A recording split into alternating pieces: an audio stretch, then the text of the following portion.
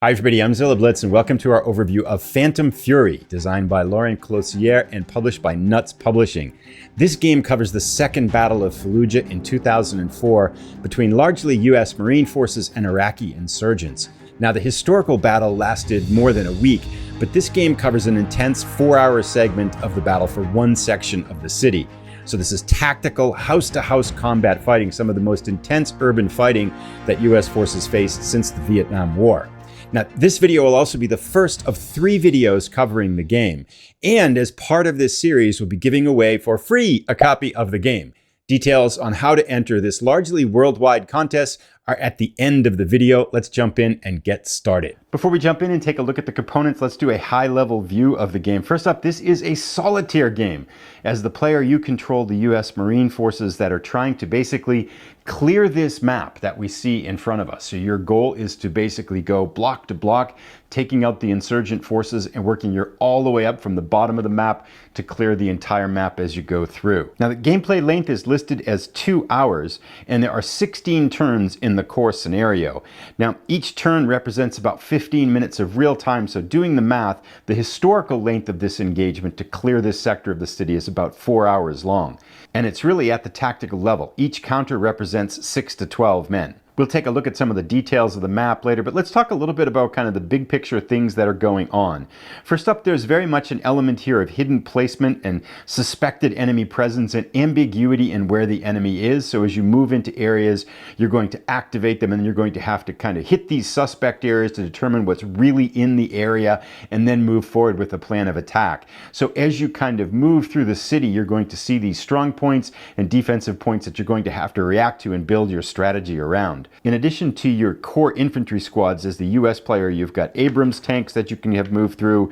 You're going to have some aerial vehicle support as well as some close air support that you can use to bring to bear on the opponent forces. In terms of what you're going to run into, guerrillas, martyrs, improvised explosive devices, and snipers are your main opponents, but there will be some fortified strong points that you're going to have to take as you're working your way through the city as well. And those are randomized and they vary each playthrough, creating kind of an element of replayability and that you don't know where those strong points are going to be every time you play the game. Let's jump in and take a quick look at the rulebook. Now, it is 24 pages, including the front and back cover. However, the last 3 pages are a very graphically illustrated example of play of one part of one turn, highlighting some of the different assaults that US forces can make. The game has, as we look at this highlights another aspect of gameplay. The game has one main scenario. So you're playing basically the same setup, the same scenario. There is, however, a historical variant that gives the US forces some more resources and changes the victory point conditions a little bit, and then shortens the game to 13 turns instead of 16. So there's that one option for variability. And there are some optional rules that you can fold in later. Generally one that adds kind of some random events, so some trouble markers that can get pop up in different areas, and then population civilian casualties and how they might work in the game. The core rules, however, 18 pages, lots of graphics. I've read through most of them now. They seem very clear.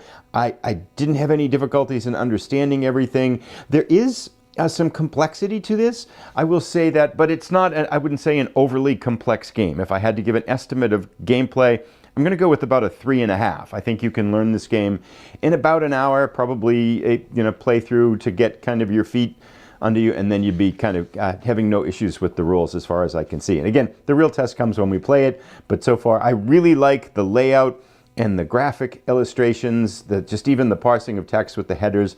It's visually a very clean rule book to look through, and it should be a real kind of, I think it's going to be a joy to learn. Let's explore our counters. There are 2 sheets of counters, 219 counters in all.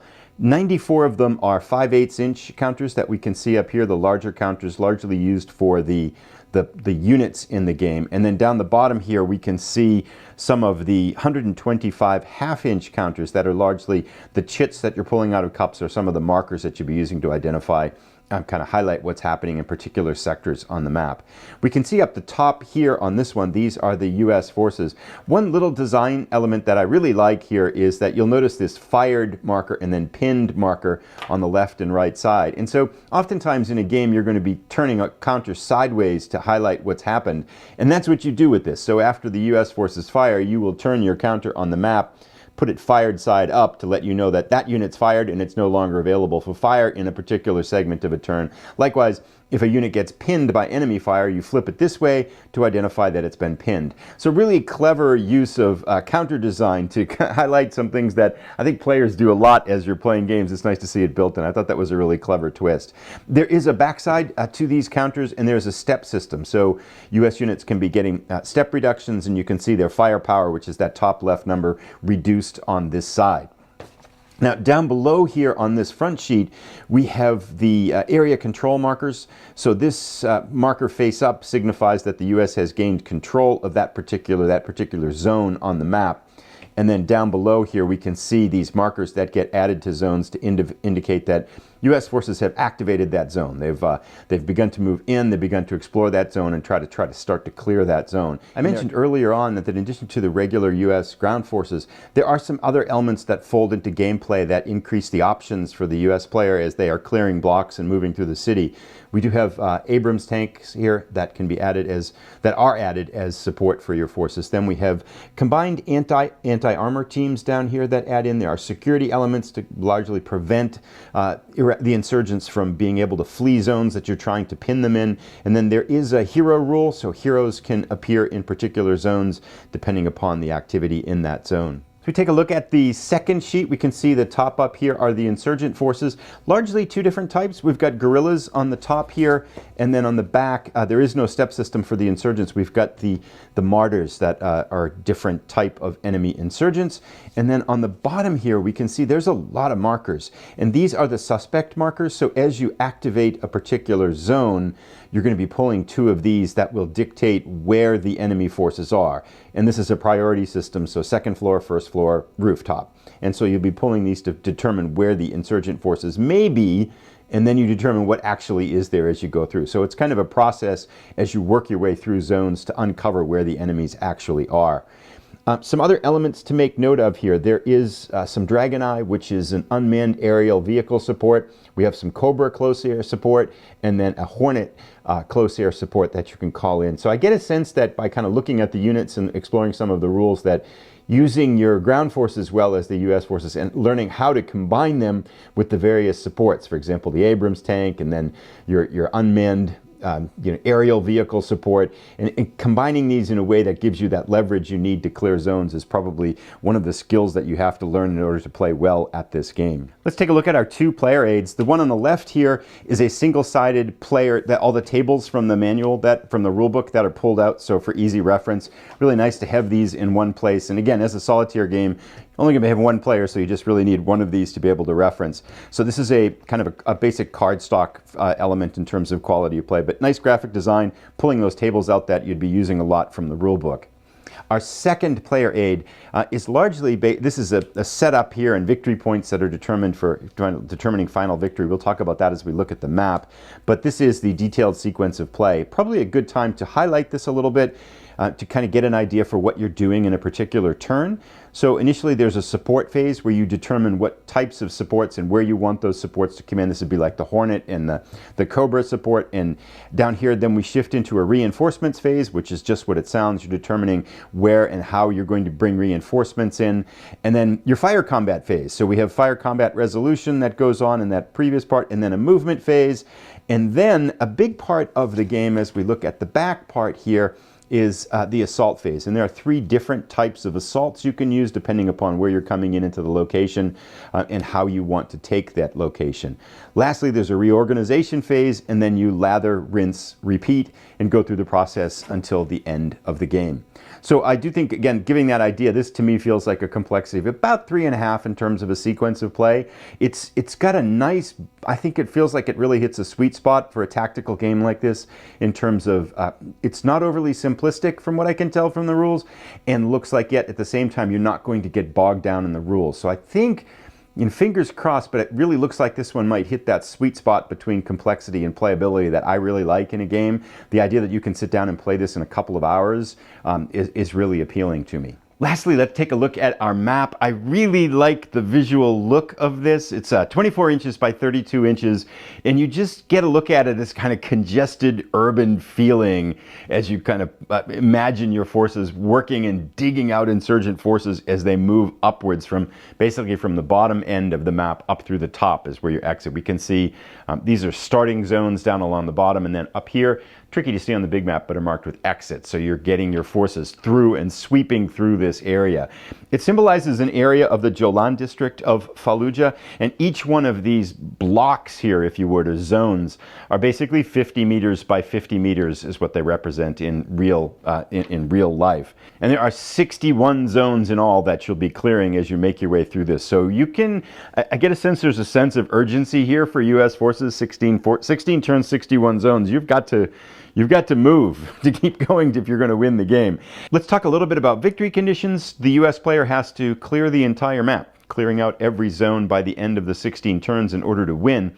If the US player does win, there are 3 levels to victory: a major victory, a minor victory, or a costly victory. And those vary dependent upon casualties you've inflicted, casualties you've been taken, and a couple of other factors. Let's take a moment now and zoom in on an area and just talk a little bit about some of the detail in each one of these zones, because I think that's helpful for understanding gameplay as well. As we look at this zone here, we can see that each one of the 61 zones in the map has a number. This is zone 36, and it starts the game under insurgent control, so that's why you've got this baked into the map. As the US forces move through, you put a marker down on this to indicate either activated or US control. Up here, these are the numbers of zones that the enemy forces can exit to, insurgents can exit to as you're working through. But the biggest part of the area, and again, this represents a 50 meter by 50 meter area of actual terrain, are these locations within the zone. OG stands for open ground, and we can see there's a door here, so this is where forces will enter in this area. There are 2 first floor areas, 2 second floor areas, and this is the rooftop area that you can be used. Also, all of the line of sight is baked into the map, so we can see zones 28 and 37 here are also within the line of sight of units in this location in the zone here. So a lot of information here, and these arrows indicate directions of possible travel. So you can go between these 2 first floor zones, but not between this first floor and second floor zone. And each one of these areas is unique, have their own make their own little puzzles in terms of how you'll be kind of working through an area and trying to fight your way through it. I also think it's worth mentioning, I think this is going to be a very visually easy game to play because of the limited stacking rules.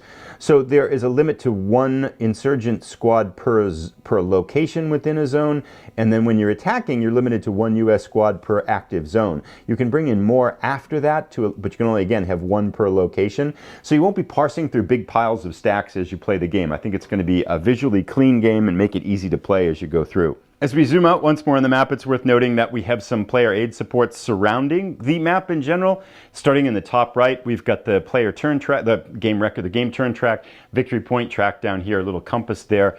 Down below, we have control of US reinforcements and support forces. And then over on the left here, we have keeping control of the Hornet, the Cobra Close Air support, and then the Dragon Eye, because those are limited numbers of uses. You can use them in each battle. Lastly, as we wrap up, it's worth noting that we have a 10-sided die to control a lot of the combat that goes on in the game. Be bringing some gameplay of this to the channel soon. I'll put a link to it as soon as it's ready. I'm really impressed by the design on this one and by the clarity of the rules and just by the vision and execution of what looks like to be a really fun game to play. Solitaire, so it's pushing a lot of buttons for me, tactical level. It looks like it's going to be real fun and a real challenge to play. I'll be bringing some gameplay to the channel in about a week, and that's at some point within a week or so we're going to pick the winner of the free copy. So to enter into that contest, there is a link in the video description to a short Google form. It does ask for your email, but I destroy the emails after the contest is over. I have no interest in collecting people's emails. It's going to ask you 3 very brief questions about the game, and then you just have to click submit. It's good worldwide with a couple of limitations. I think like Russia isn't included, but other than that, it should be good for worldwide participants and entry. Good luck, everybody, in entering the drawing. We'll be picking the winner in about 10 days, so good luck as you enter the contest, and I'll see you in about a week with some gameplay video.